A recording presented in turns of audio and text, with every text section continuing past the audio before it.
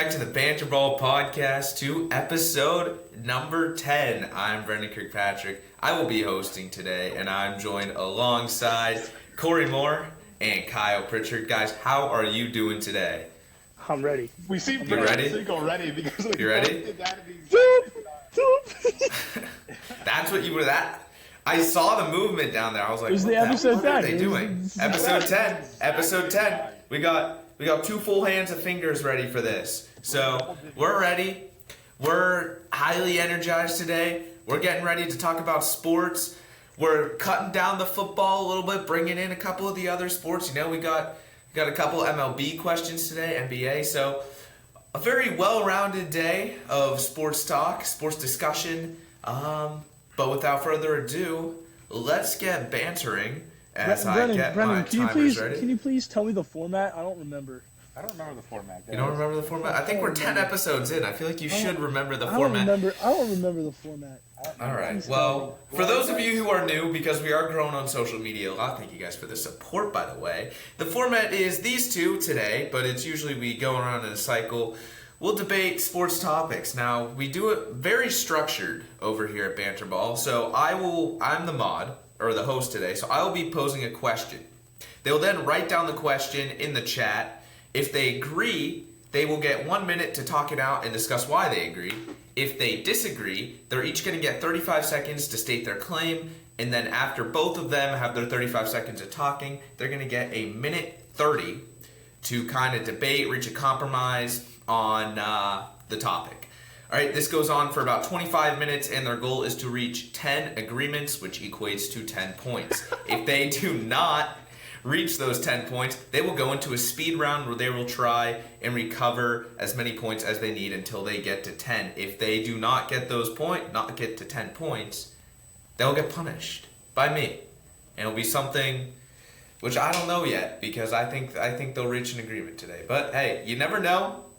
But that's the format, and without further ado, let's get right into it. And the first timer, the 25-minute timer, will start as soon as I ask the question.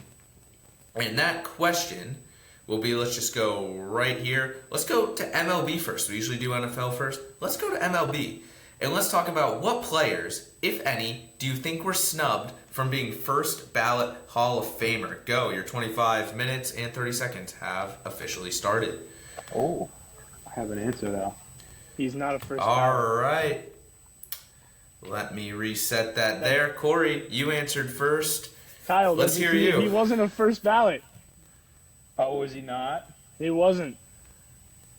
Well, let's just talk about you, Korey. Okay, so I'm going to go first. Okay, so I said nobody was left out, but too many of them did fall off of the ballot altogether. The point of the Hall of Fame is to immortalize players, and it kind of goes against the spirit of immortalizing players if you're going to immediately kick people off after their first time on the ballot. You have to let it linger a little bit, see how they go. That's why you have people like Andrew Jones, who barely made it by in his first year, and now he's almost in the Hall of Fame. He got 62% of the vote this time. You have to let it linger. You had 9 people fall off of the ballot that will never be. And that is your time. That's wrong. Kyle, he wasn't a first ballot.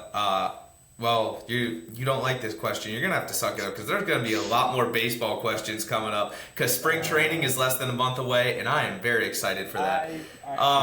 Do you want your 35 seconds? I'll give it to you. Okay, all right. Yeah, I do agree that I didn't, to be fair, I didn't necessarily read too deep into this question. It's Hall of Fame and MLB, and I kind of just, regardless, I do agree that too many fell off the ballot this year.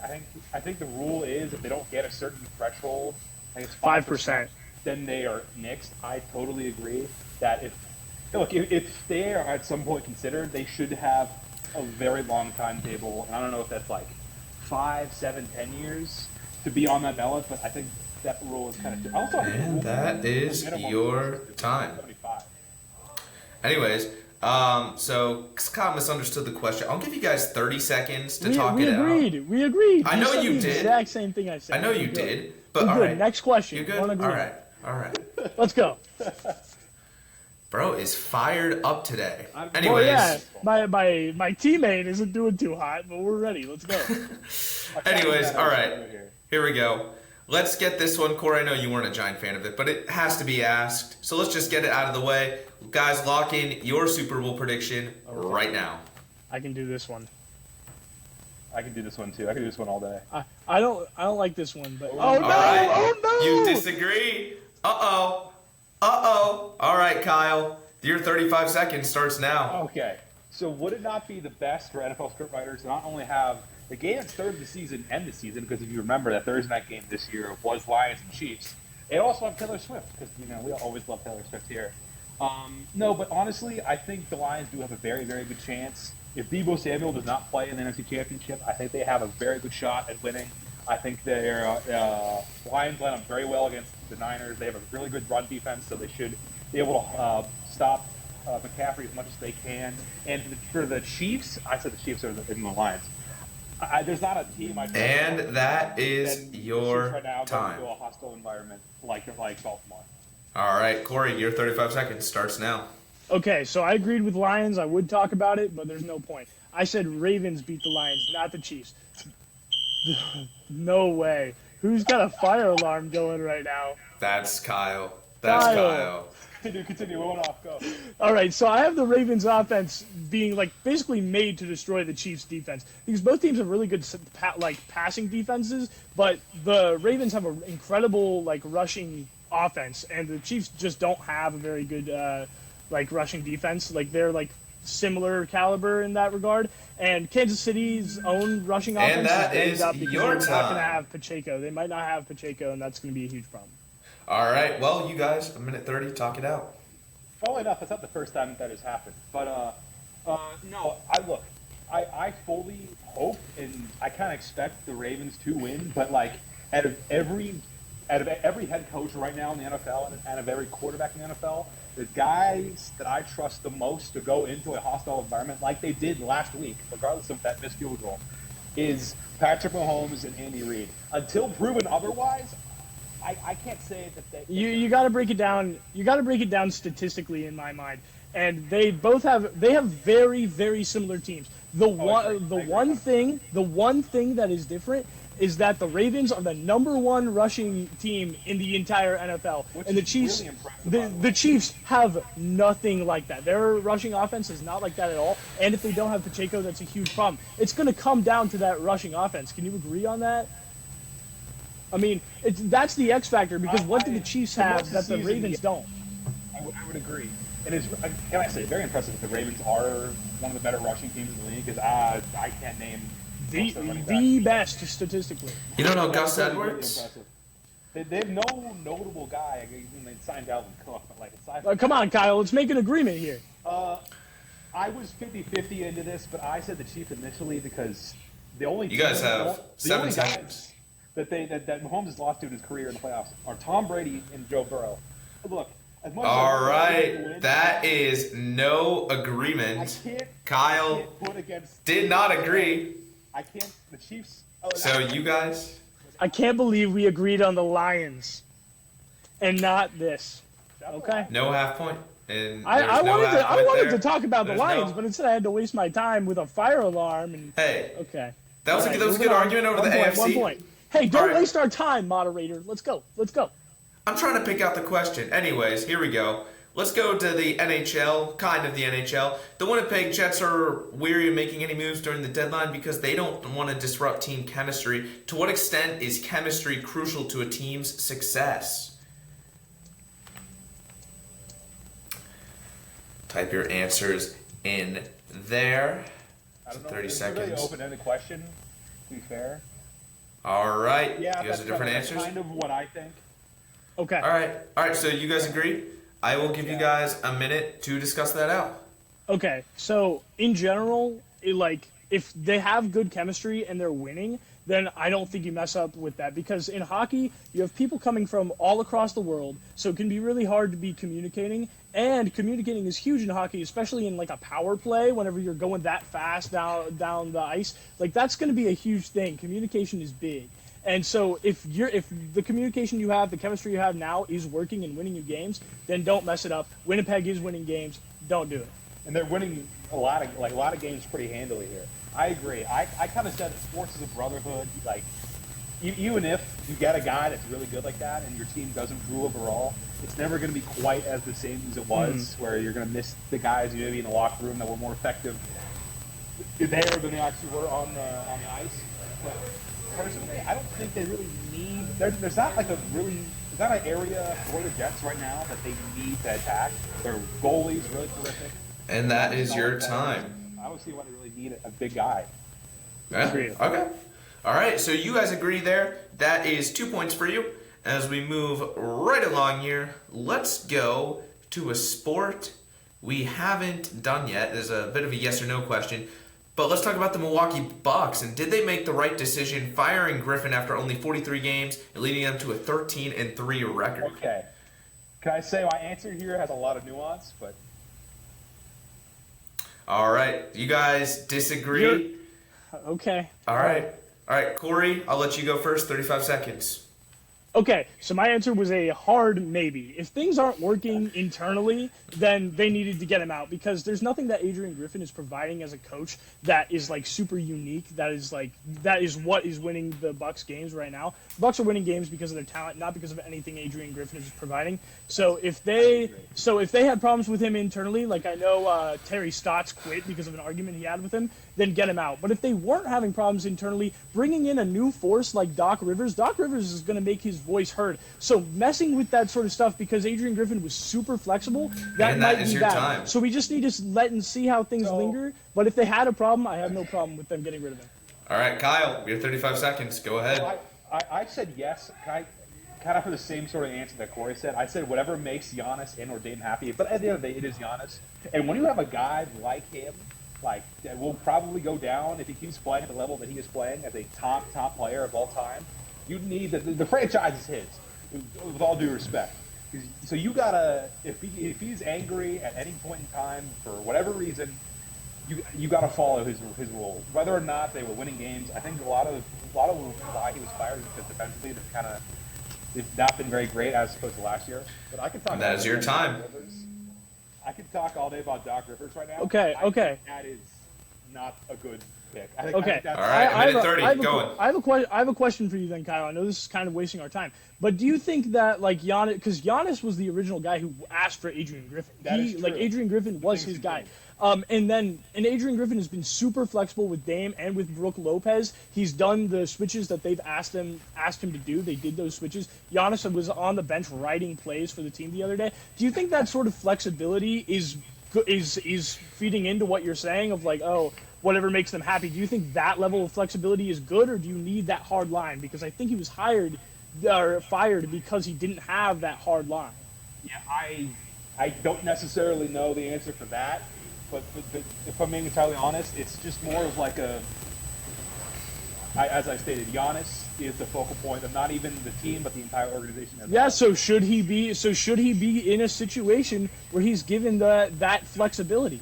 Because they literally were molding the plays based on exactly what the players were asking. So you're saying they should have kept Adrian Griffin because he was a pushover? No, because he pleased his because players. He was a pushover.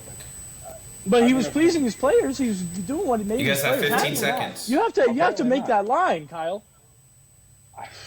And not when you're Giannis Antetokounmpo, apparently. That's just what I've been seeing. Okay, so you're saying Adrian Griffin was the right choice because of that flexibility. And that is your time. To remain. All right. I would have been fine with him staying, but I think Doc Rivers, honestly, at the end of the day, is going to be more of a bad thing for them. All right. So are you guys disagree on that then too? Wait. So do you think we should have Adrian Griffin or Doc Rivers? I think I would rather have Adrian Griffin than Doc Rivers. I agree. I don't think either are going to be Doc Rivers. All right. Kyle, you guys come up clutch there with an agreement in the negative seconds of that, but we got to keep going here because we have to move right along. And let's go to this question. What city in the four major professional sports in the United States and Canada deserve a championship from one of their teams? I already have a... All right, you guys agree? 1 minute. There you go, 1 minute, talk it out. Okay, so we said Detroit. Go, Kyle. Yeah, okay. So the Lions have not won an away playoff game since 1957, which is really incredible. I believe that's the source. They have gone through so much garbage for the entire time. They're the only NFL team that has been there since the merger that has not gone through at all. Because all the other teams have not. Exactly. And the rest of Detroit, like, sure, Detroit does have championships from other teams and stuff, but the Red Wings are mid. Like, the Tigers are not that great. The Pistons are awful. Like, they have this opening to get wins. They have this opening to get wins with the Lions. No other city, like Charlotte and stuff, no other city really has that opening right now. Detroit deserves a championship because they never had that Super Bowl championship. They had to run the Pistons through hell and back for this to happen, though. Because exactly. Everything else going on in Detroit is wrong. They deserve this. All right, and that is your time. I would have had an argument that Buffalo deserves it more, but that's just a little Buffalo bias. Is not a real city. Bias. I think I beg to differ with that. But anyways, let's go on to the next question, and let's get into the NBA a little bit more here. So we saw two players score 60-plus points this past week and break their franchise record for the most points in a single game. What player, if any, is the next to break their team's single-game points record? Korey, you're going to be mad that I picked up on that option. Okay. So you guys disagree? All right, Korey, go ahead. Okay, so I said Trae Young for Atlanta. And I'm not a huge Trae Young fan, but the Atlanta Hawks scoring record is 57 points, which is one of the lower ones across the league. And Trae is in concussion protocol right now, so he missed the fun of this week of all the high-scoring games. And he hasn't had that crazy breakout game this season yet. His career high is 52 points. I could totally see him coming in and with the situation where they're trying to maybe get rid of DeJounte Murray, try to make this more Trae Young-centric again. Totally. I could totally see him coming back in and getting over 57 points this season.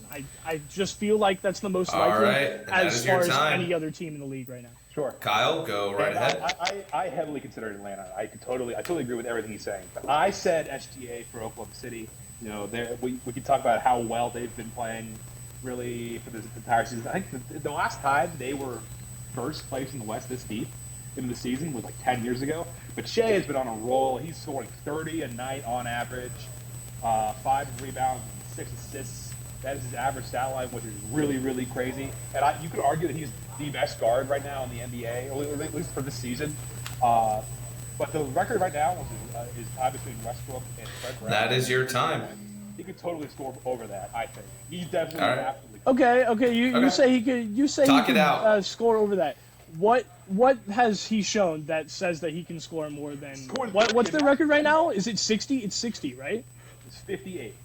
58. Okay. What about him has shown that he can score 58 points?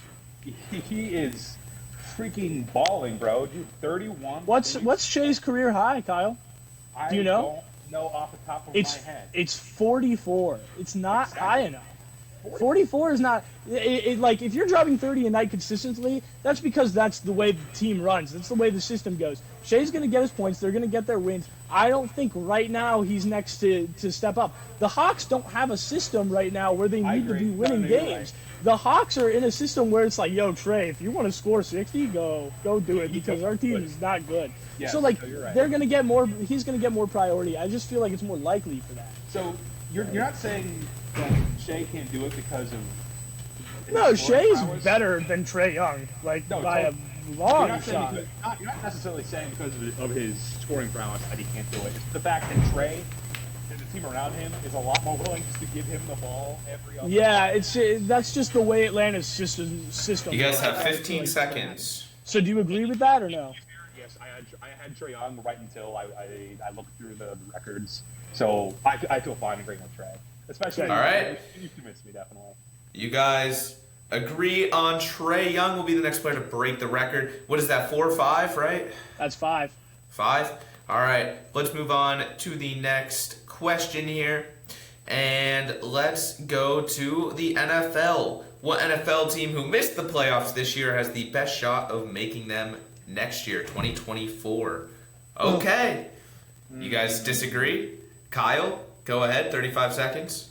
Okay. So the Bengals, even with Joe Burrow getting hurt kind of in the middle to late of the season, still ended up with a winning record regardless of who they play at the end or whatever. That's still really, really impressive with Jake Browning as your quarterback. But I think the only really big issue they have right now is they're either going to have to sign one of Higgins or Boyd, not both, because there's just too many outgoing free agents at this point. And again, as I said, he's the only guy not named Tom Brady has beaten Mahomes in the playoffs, Joe Burrow.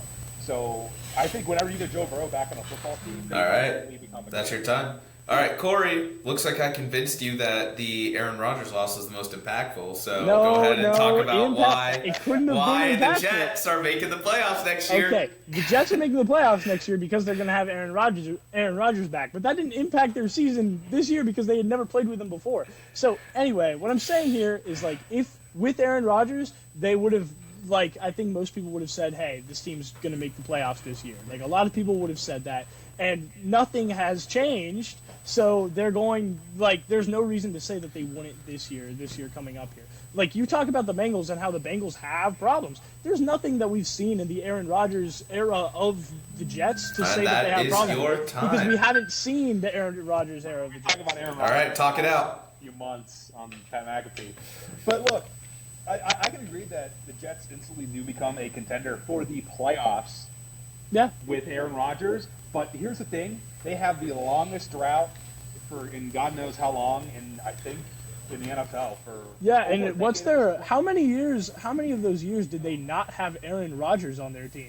I think that was all of them, actually. So they have Aaron Rodgers now. This is a different team. This is a completely different team. There's no reason for them not to make the playoffs. The Bengals, there's a reason for them not to make the playoffs. They didn't make them this year with the team that you're trying to send back in next year. Joe Burrow got hurt. It's the same argument for yours. So you can't but with Joe Burrow, do you think Joe Burrow is making more of an impact for the Bengals than Aaron Rodgers is going to make on the Jets? Yes. Really? Absolutely. Okay. Because why? Aaron Rodgers is 40, and I think you can top that quarterback of all time. You want to talk about talent and whatever, but at some point, I think the thread's a little too loose. Sure, but what is Joe Burrow providing though? They want what is he providing that is going to give them this elite quarterback play? Is he really playing at an elite quarterback level? He gets that 15 seconds. Absolutely. He played well this season, but I don't think he's changing the Bengals the way you think they are. That he is. Okay. And that is your time. You guys disagree. That's two disagreements. And we are running out of time here. We have about time for two more questions. So let's get into it. Let's keep it in the NFL. And guys, give me your pick for Offensive Player of the Year. We talked about MVP a while ago. And now we got Offensive Player of the Year. We should agree, I hope. We don't. No, we don't. All right. Korey, go right ahead. Okay. So we agreed on the MVP that it should be Lamar Jackson. I think Lamar Jackson should also be the Offensive Player of the Year. I understand to a degree that the Offensive Player of the Year is more skills-based than an athleticism-based than the MVP is. But this year, I think it's the same person because Lamar Jackson's biggest asset is an athleticism thing. It is his rushing game. I can hear McCaffrey arguments. I can't, Tyreek Hill is what Kyle has here. We'll hear that. I can hear McCaffrey arguments, but Lamar Jackson is narrowly beating him out on yards per carry there, and he's making more of an impact with his rushing to cause his team to win. I think he's the Offensive Player of the Year. Kyle, go ahead. Defend Tyreek. So I can talk about Lamar Jackson. I think that's a fair answer. But I want to talk about the season Tyreek had, even with missing a game and not having the most elite quarterback of all time on his roster. He had 1,799 receiving yards. That's the seventh all-time single season. And if he didn't miss that game, you could argue that he could have hit that 2K mark. Because in one good game, he could have absolutely surpassed 2,000 yards receiving. He also had 13 receiving touchdowns, which is the most in a single season for his career. Look, I think Tyreek Hill adds 3 wins. And that is it. You guys, minute 30, talk it out. And if I can talk about Lamar Jackson here for a second, I could argue that his 2019 MVP season is the year he should have won Offensive Player of the Year because I think the Ravens accounted for the most yards ever for a team, period, up to that point in time. I mean, maybe they still have it. But that season, they got the most offensive yards, I believe, of all time. Okay. That is the year they should have won it. So I have a question. He's done amazing. I have a question. I think we might be able to make an agreement based off of this. For the offensive player of the year, because I know for the MVP we're thinking like impact on winning and things like that. For offensive player of the year, are you also in a similar lens of like impact on the offense, on how successful the offense is? Because if you're taking out Lamar Jackson, then you're losing a lot here. If you're taking out Tyreek Hill, I agree, you're losing a lot. But are you looking at an impact-based thing on offensive player of the year? Or is it really just athleticism, big numbers, like? It's more of a production thing than anything, I think. Okay, so to you think it's Tyreek production? Hill, in the thing that he was in this year, where they kind of fell flat toward the end of the season, I argue there's a more vital and I think more important. The reason why I don't say Tyreek Hill is because I wanted him to hit 2,000 yards this year, and for him to be out, like, that's really unfortunate, you know. And the Dolphins had a really good team this year. Like, they had other options other than just Tyreek Hill. More and more. They had a great. And that is your time. I just think Lamar Jackson is their offense. And I still want to do it impact. I just still want to do it impact based. I just can't do statistical. I can't remember the last time a single player has won multiple awards in a year, though. All right. And that's my main issue as well. So you guys disagree with that. You're still 5 points, and as we move into the final question, you're gonna need to pick up the speed around here. Here we go. Final question. We're staying in the NFL, and this must be important because I made a post about this on Banter Ball. What impact will Mark Andrews have in the game returning on Sunday? I thought you said we'd get less NFL questions. You dropped one NBA question? I dropped 2? Oh, crap. Oh, I forgot about the other one. I was so But I excited dropped about 2. the NBA questions. Oh, no, you did drop 2. You I dropped 2. dropped two. Oh, man. We can probably agree with this. All right. You guys have a bit of different answers, but I think you can agree. So, Korey, go ahead. Sorry Okay, so the reason why I said that the Ravens would win this game is because they have something that the Chiefs do not. They have the run game that the Chiefs do not. Everything else is balanced, and that includes the defense. Their passing defenses are both very high level. They're both very similar. And whenever you have Mark Andrews in here as a great option, an experienced option for Lamar Jackson to throw to, that's taking away the Chiefs' defense as a factor. Like, if the Ravens' defense aren't doing that well and the Chiefs' defense is shining, I could totally see you being like, wow, the Chiefs could win this game and it's going to go crazy. But I don't see that now that Mark Andrews is in And here, that is your he's gonna time. make that impact. All right, Kyle, go right ahead. I can agree that I think these teams are so evenly matched that a guy like Mark Andrews can be a decider in this game. When you look at both teams, how equal they are, I think just personally, I think Mark Andrews is an automatic. It should be Lamar's first option throughout this game because I love the receivers. I think they're great. I don't think necessarily any one of them have become a first option, like big third down, big fourth down late in the game kind of guy that you would go for. I think Mark Andrews absolutely is that guy. All right. That's it. You guys, minute 30, talk it out. Let's go. Okay, so I agree with you. Mark Andrews is going to be a deciding factor in that game. Like, that's going to be a huge thing. You know, and it's because he's such a reliable, experienced target for Lamar. Are you top? And he gives, three and the biggest thing that I think we agree on is that he gives an edge that the Chiefs just don't have an answer for. So, exactly. All right. Yeah, I'm not sure who's going to be defending him. Kind of late in the game. Yeah. Awesome. All right. Well, you guys got 6 points. 6 points. So we're gonna go into the speed round here. And the speed round I have prepared for you today is I have a list of NFL free agents after this season, and you guys are going to tell me what team you think they will sign with. If you agree, no way. I'm so. you get the point. If you disagree, you're not getting the point. This is such a problem. If you guys need a little bit more at the end, I have enough where you guys can pass it. So we'll see. We'll see how it goes. I'll give you guys 2 minutes. I'll give you 2 minutes here. 2 minutes. And I will rapid fire them. All right. So here we go. Your first player, Kirk Cousins. Where does he go? Minnesota. I'm going to say I said he re-signed with Minnesota. Yeah. All right. That's 7 points. Saquon Barkley. New York Giants. I said Eagles. Oh, okay. Josh Jacobs. Pass. Skip. No idea. All right, well, I guess we're not doing that. Derrick Henry. Tennessee. Yeah, no, actually no. Definitely Cowboys. All right. Cowboys! Speaking. No. He had that whole going out, like, I'll see you later. But Okay. next player though. All right. Well, speaking of the Cowboys, Tony Pollard. I have him on the Cowboys. Yeah, he should stick with the Cowboys. All right, So they that's don't 8. need Derrick Henry. 8. It's 8. All right. Austin Eckler. Why not? I pass. I said Denver. All right. Well, you guys. I like that Korey answer. passed on Denver. that. Nope. You passed. You passed on that. Next player, T. I love that Higgins. I have him Carolina. staying. Damn it. Yep. What'd you say, Corey? I had him staying, and All right, you guys disagree. I don't Mike think- Evans. hey, didn't your timer go off? Well, that was only for a minute. You guys got one more. What? Yeah. Mike Evans. I said he was going to stick with Tampa. Las Vegas. Oh, nothing Las about Vegas is Tampa Bay. All right, we'll switch it up a little bit. Let's go Micah Hyde.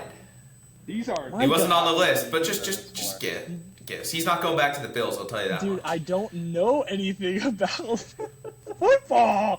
I do, but I don't know. I don't know the negotiations. Like You got 8 with 20 seconds. off-season. You're hitting us with an off-season question. Hey, it's not. Hey, I needed something in the NHL rosters. Were already announced, so this is the best I came up with. Oh Seems a man, little unfair. this is a really sad. Kyle, we're gonna get punished. This is a really sad experience. Oh no! And- Guess what? We haven't even gotten punished initially. So. That is your time. Well, no, we're getting them in the season finale. We get them back to back. So you two get them back to back. Oh no. I think I do one right now. As of now, I only have to do one. But you guys did not reach 10 agreements, I blame Korey. unfortunately. I But you had some great I discussions. did kind of drop the ball on this off-season garbage ass speed round, but I don't know if it was that garbage, but Oh, man. hey, you guys didn't reach it. You're gonna get punished. Whoever's watching, comment down below what their punishment should be. We will do it. They will do back to back at the end of the season. We'll see if I have to do a second one or not in the coming episodes. if you have to do a second But- one, that means one of us will have to do 3, I know. unless we get a guest host for you. Not it. Guest host, bring Which, back by the Andrew way, Koenig on the podcast. If anyone wants to be a guest analyst here, yeah, we are ask us we're some all questions. just like Jamar Chase. We are always open. We're always open to it. But anyways, that's gonna wrap up the show for today. Thank you all so much for watching. Make sure to go follow us on all social media platforms, and make sure to follow our podcast on all the podcast platforms that you can get this on. Thank you so much for watching, and we will see you next week, same time, same place. Hey Brennan, blame what do you Korey. think of those NBA All-Star starters? Did they get announced yet? They got announced Thursday night. It's exciting stuff. Today for you is to look today at. is Thursday night. Yeah. I- All right. The viewers don't have to know that. It's movie magic, man. It is. Movie All right. magic. Peace out, everyone. We will see you later.